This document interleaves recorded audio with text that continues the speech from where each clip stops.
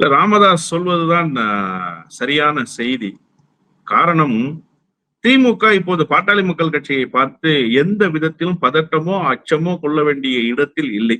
காரணம் பாட்டாளி மக்கள் கட்சி முன்பை விட 30 மடங்கு வலுவிழந்து இயங்கிக் கொண்டிருக்கிறது. இயங்கிக் கொண்டிருக்கிறது என்று சொல்வதை விட இயங்குவதா, இல்லையா என்கிற நிலையில் அந்த கட்சி போய் சேர்ந்திருக்கிறது என்கிற காட்சியை நாம களத்துல பார்க்கிறோம். உதாரணமா இந்த சித்திரை முழுநிலவு திருவிழான்னு இவங்க ஒரு மாநாட்டை நடத்தியதற்கு பிறகு திமுகவுக்கு அச்சம் வந்துருச்சுன்னு சொல்லி அன்புமணி சொல்றார். இதுவரை பாட்டாளி மக்கள் கட்சி நடத்திய மாநாடுகளில் சேர்ந்த கூட்டத்தை விட குறைவான கூட்டம் தான் இந்த மாநாட்டுக்கு வந்திருக்கிறது என்பது பாட்டாளி மக்கள் கட்சியினுடைய நிர்வாகிகள் வைக்கிற குற்றச்சாட்டு. அதற்கு பிரதானமான காரணம் பாடல் வெளியீட்டிலேயே முரண்பாடு, மாநாடு ஏற்பாடுகள்ல பல சிக்கல்கள்.